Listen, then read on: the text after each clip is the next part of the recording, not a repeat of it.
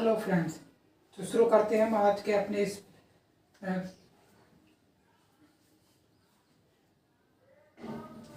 Hello friends. तो शुरू करते हैं आज हम अपने इस वीडियो में जो हम पढ़ रहे थे चौहान राजवंश को। तो चौहान राजवंश के शासकों में जो हमने अब तक पढ़ लिए हैं, अब उनसे आगे के राजाओं के बारे में बात करते हैं। और हमारा जो ये राजस्थान इतिहास में अजमेर के चौहान हैं या शाकंभरी के जो चौहान चल रहे हैं, इसके बारे में हमने पहले ही जो कुछ पढ़ा है उससे हमें बहुत कुछ पता चलता है। हमने ये जाना कि आरंभिक जो चौहान शासक थे वो प्रतिहारों के सामंत रहे थे। आगे हम और बात करेंगे तो हमें पता चलेगा कि राजौरगढ़ के जो प्रतिहार थे वो चौहानों के सामंत रहे थे, जो हमने प्रतिहार शासकों में पढ़ा था। तो हम यहाँ बात करते हैं अपनी, इसमें हम पढ़ रहे हैं चौहान, और इस चौहान राजवंश में हमने हमारा जो नेक्स्ट शासक है वह है चंदन राज।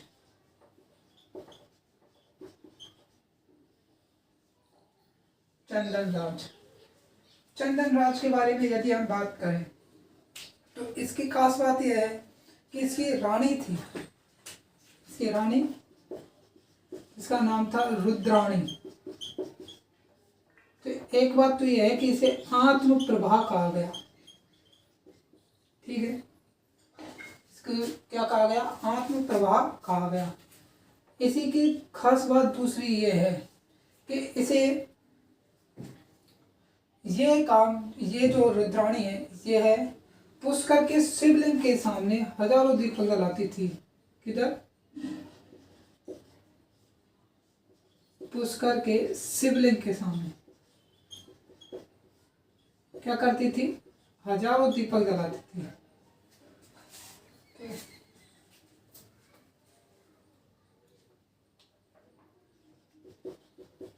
हजारों दीपक जलाती थी।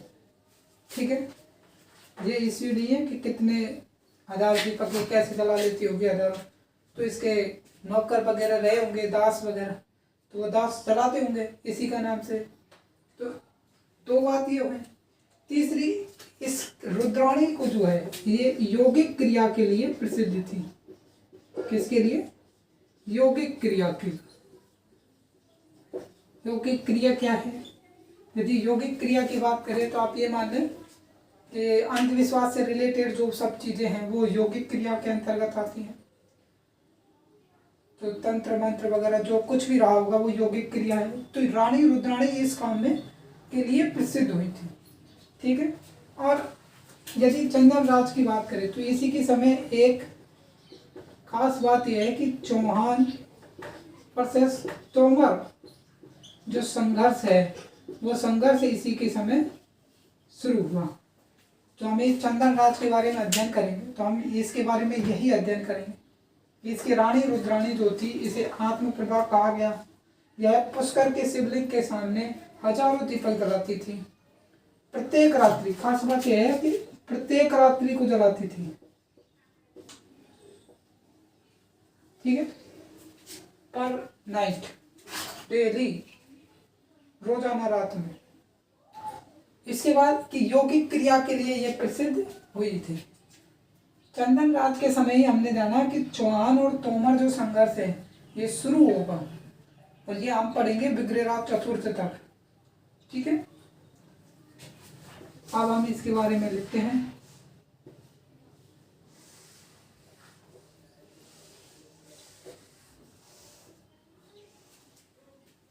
चंदन राज, इसकी रानी रुद्राणी आत्म रुद्राणी को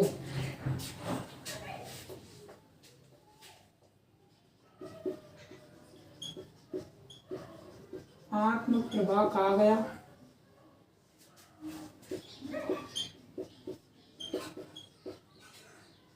ठीक है, यह यौगिक क्रिया के लिए प्रसिद्ध हुई। जो यौगिक क्रिया के लिए प्रसिद्ध हुई, प्रसिद्ध हुई। ठीक है। और इसकी खास बात क्या थी कि यह प्रत्येक रात्रि को, प्रत्येक रात्रि को पुष्कर के शिवलिंग के सामने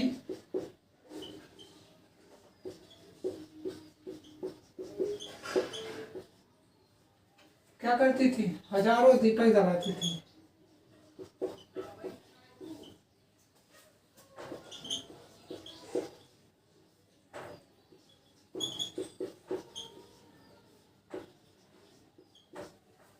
ठीक है, खास बात ये रही। एक लास्ट इंपॉर्टेंट बात, चंदन राज के समय ही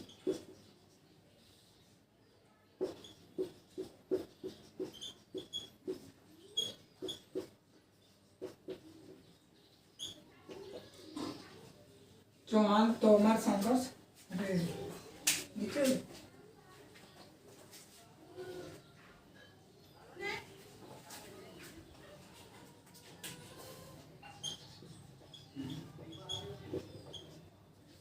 चौहान तोमर संघर्ष शुरू हुआ या आरंभ हुआ, आरंभ हुआ।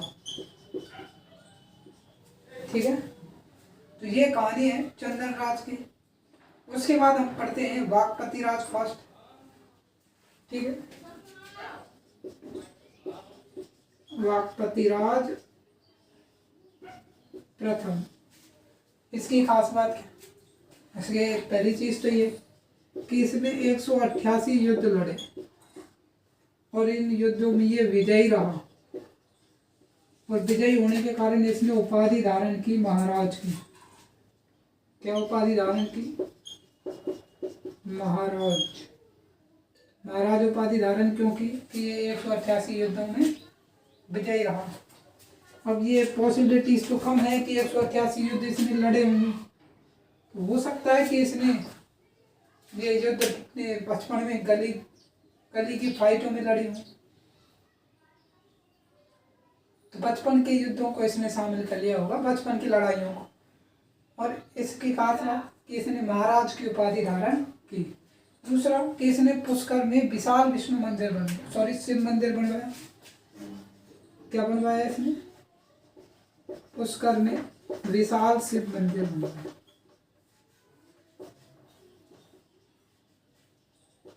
ये दो बातें इसकी खास हैं। महाराज की उपाधि धारण करने वाले पहला राजा है, तो पुष्कर में विशाल शिव मंदिर निर्माण करवाया।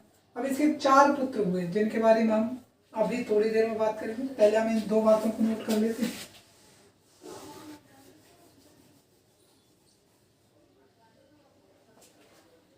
वाकपति राज फर्स्ट,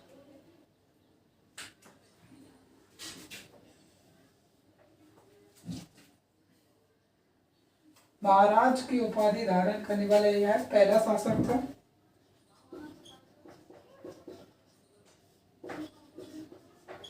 महाराज की उपाधि धारण करने वाला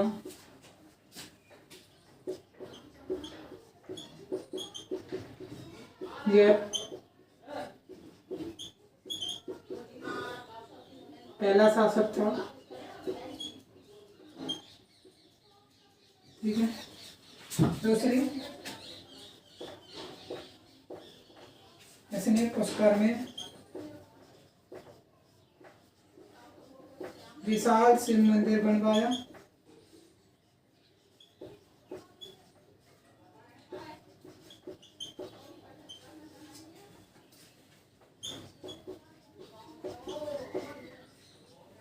ठीक है, तो आप एक बार इसका स्क्रीनशॉट लें, फिर बात करते हैं इससे आगे की।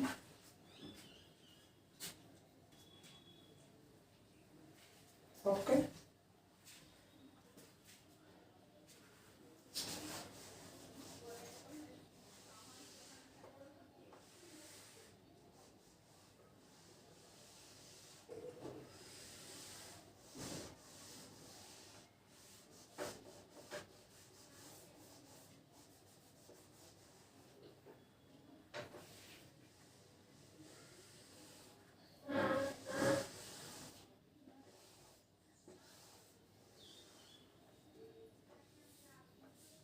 अब बात करते हैं बागपति राज के पुत्रों की। तो इसके 4 पुत्र हुए।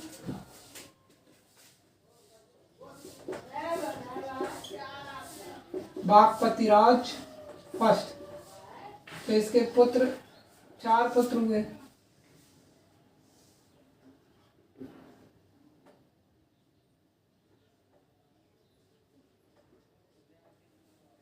पहला पुत्र जो हुआ वो हुआ विंध्यराज। क्या हुआ? विंध्यराज।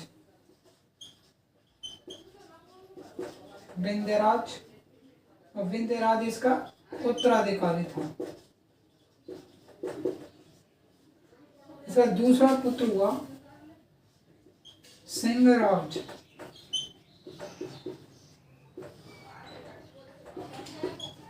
और विंध्यराज के बाद सिंहराज जब शासन पड़ा तो इसने महाराजा धीराज की उपाधि धारण की। किसकी उपाधि धारण की? महाराजा धीराज, ये उपाधि धारण की। इसकी खास बात, यह तर्क शास्त्र में निपुण था। तर्क शास्त्र में निपुण, तर्क शास्त्र में निपुण था। ठीक, अगली बात, वत्सराज।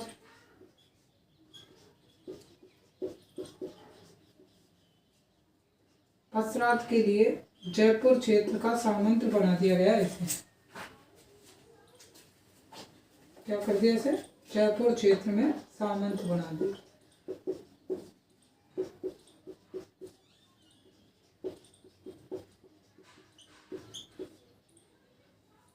अब बचता है अंतिम पुत्र लक्ष्मण। लक्ष्मण को पता था कि अपना यहाँ कुछ नहीं होने वाला, अपन से पहले 3 बैठे हुए हैं। तो इसीलिए लक्ष्मण ने अलग से जाकर के नाडोल में चौहानों की एक नई शाखा स्थापित की, जिसे नाडोल के चौहान कहते हैं। ठीक है, तो खास बात इसकी, नाडोल में चौहान शाखा स्थापित की। खास बात दूसरी, अब ये स्थापित कर रहा है तो किसी न किसी देवी का मंदिर बनवाएगा, पूजा करे। तो इसने आशापुरी माता जो है उसके मंदिर का निर्माण करवाया। दूसरी खास बात, आशापुरी माता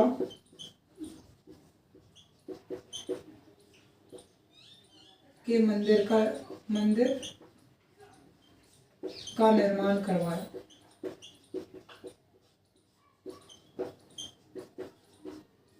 ठीक है, तो ये सब काम किसने किया है? बागपति राज के 4 पुत्रों ने। First, second, Vatsraj third, Lakshman fourth. 4 पुत्र हैं, चारों पुत्रों के ये काम है।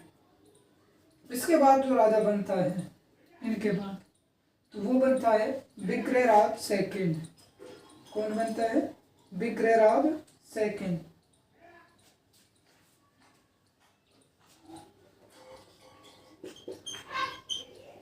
विग्रहराज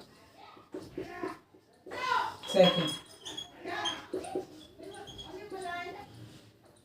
यदि इसकी बात करें तो इसकी उपाधि है विग्रहराज सेकेंड की खुर रजोंदकार।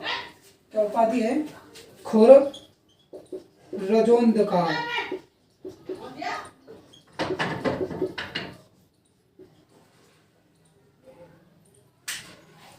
तो इसकी उपाधि है खुर रजोंदकार। खुर रजोंदकार का मतलब क्या होता है?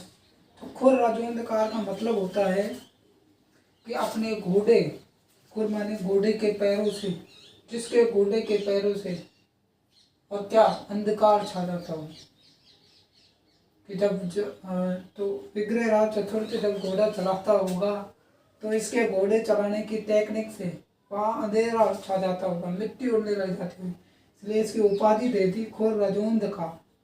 ठीक है, आगे बात करें तो इसने गुजरात के जो चालुक्य थे गुजरात का जो चालुक्य था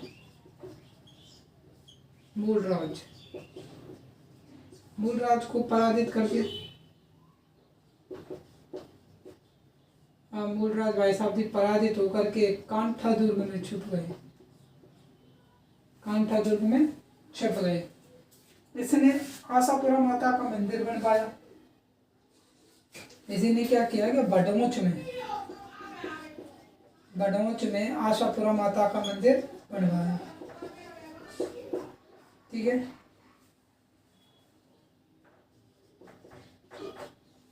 आशापुरा माता का मंदिर का निर्माण करवाया। और खास बात इसकी ये है कि इसके समय ही जो हर्षनाथ मंदिर है वो तैयार हुआ। इसके समय ही हर्षनाथ मंदिर जो है वो बनकर तैयार हुआ। और ये कब का है? 973 में। ठीक है, 973 इस ईस्वी में यह बन करके तैयार हो गया। तो अब इसके बारे में हम लिख लेते हैं ये सब चीजें।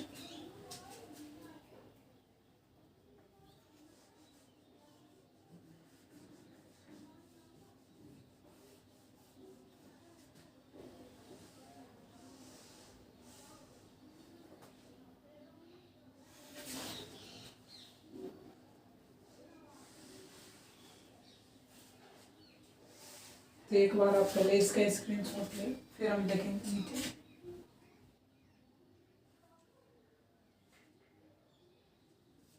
ठीक है,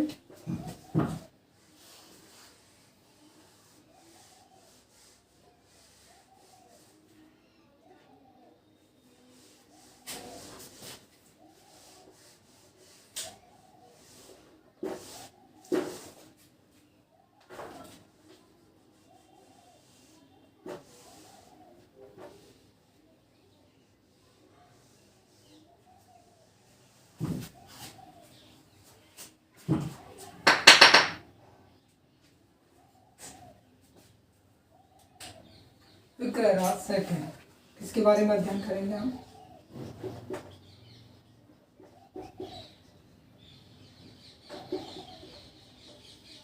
उपाधि क्या है?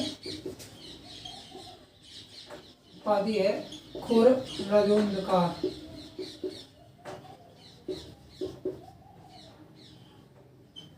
ठीक है, और खास बात क्या है इसकी? खुर रजोंधकार की, सॉरी विक्रयराज सेकंड की। तो इसकी खास बात हमने पहले ही पढ़ लिया है, फिर भी हम इसके बारे में चर्चा करते हैं कि इसने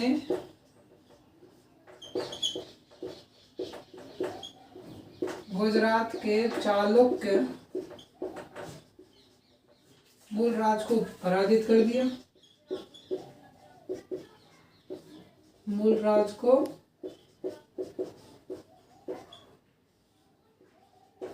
पराजित कर दिया।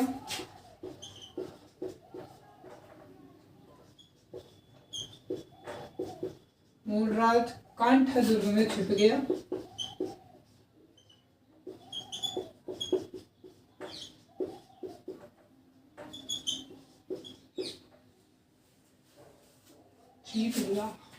छिप गया। मूलराज कांठा दुर्ग में छिप गया। और कोई खास बात इसकी? हमने ये भी पढ़ा था, इसने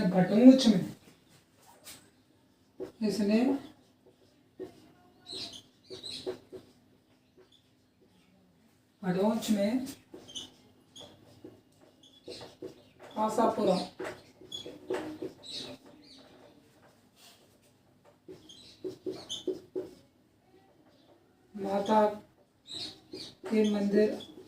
माता का मंदिर बनवाया।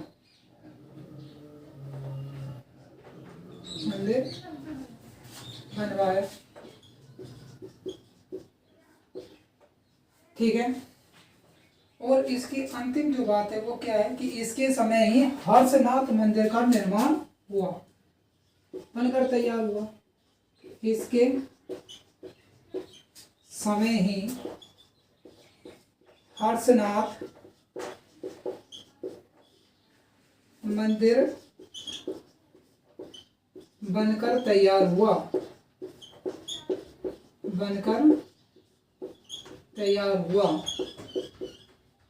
ओके, अच्छा एक चीज रह गई, वो लिख लेते हैं। हर्षनाथ मंदिर 973 ईस्वी बनकर तैयार हुआ। इसके बाद बात करते हैं दुर्लभ राज सेकंड की।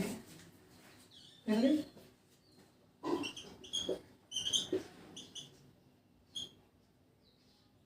दुर्लभ राज सेकंड, उपाधि उपाधि है दुर्लभ मेरू। दुर्लभ मेरू, ठीक है। खास बात,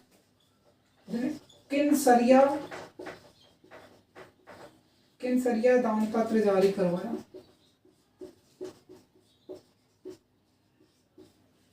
तो किनसरिया दान पत्र जारी करवाने वाला कौन था? वो था दुर्लभ राज सेकंड, ठीक है। और इसकी खास बात और एक, वो क्या है कि जब महमूद फर्स्ट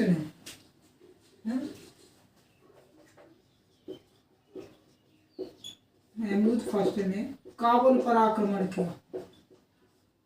आक्रमण किया, तो काबुल पे उस समय हिंदशाही वंश का शासन था। तो इसने हिंदशाही वंश की सहायता के लिए अपनी सेना भेजी, ये बात, ठीक है। तो एक बार हम इसको लिख लेते हैं कंप्लीटली। दुर्लभ मेरू को दो ही बातें हैं।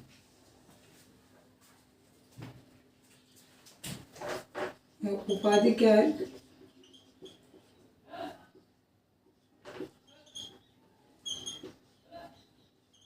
दुर्लभ मेरू, ठीक है। अब आगे खास बात इसकी, इसने किनसरिया दान पत्र जारी करवाया।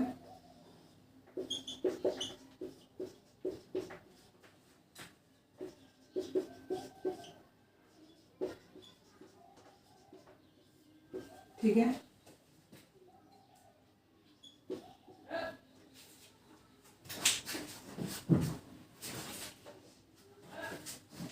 ठीक है, आगे महमूद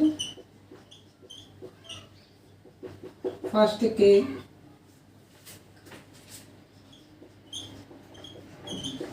काबुल आक्रमण पर इसने काबुल के हिंदशाही वंश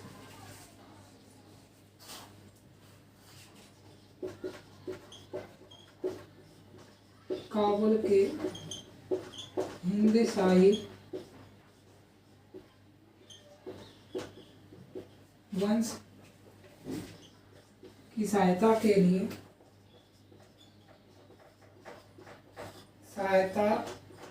लिए सेना भेजी।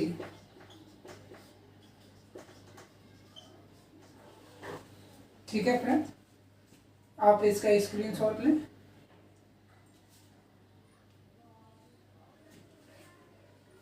ठीक है फ्रेंड्स, तो आज की क्लास बस इतनी थी। जल्दी ही हम चौहान साम्राज्य को लेकर के कोई बहुत बड़ी क्लास लेने जा रहे हैं, और उस क्लास में हम कंप्लीटली चौहान शासकों को समाप्त करेंगे। जो शाकंभरी के हैं उन सब का अध्ययन हम पढ़ लेंगे पूर्ण रूप से। थैंक यू, धन्यवाद। मिलते हैं अगले वीडियो में।